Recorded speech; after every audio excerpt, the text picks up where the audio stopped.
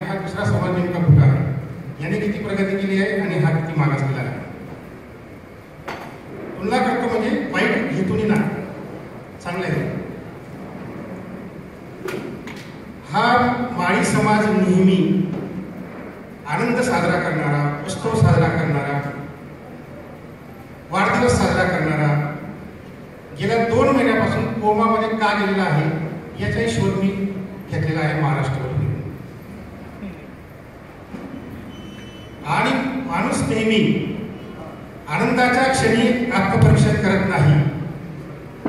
तो जेव्हा दुःखात जातो, तो जेव्हा संकटात जातो, तेव्हा तो आत्मपरीक्षण करतो आणि आत्मटीका करतो की आपण नेमकं कुठे चुकलेलो आहोत.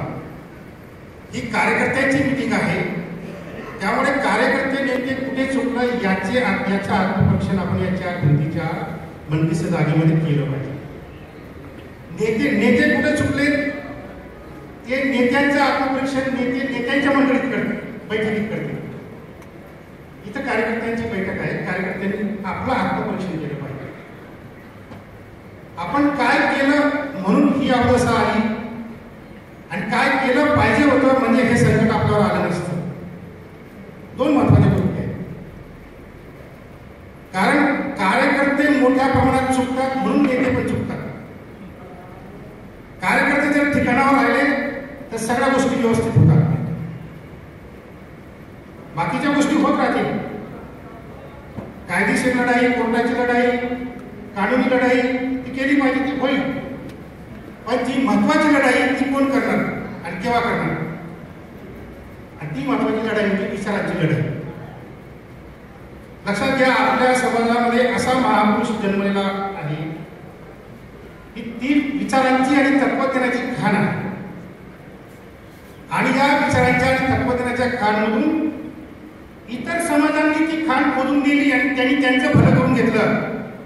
पण आपल्या समाजाला आपल्याच खाणीमधून काही घेता येत नाही.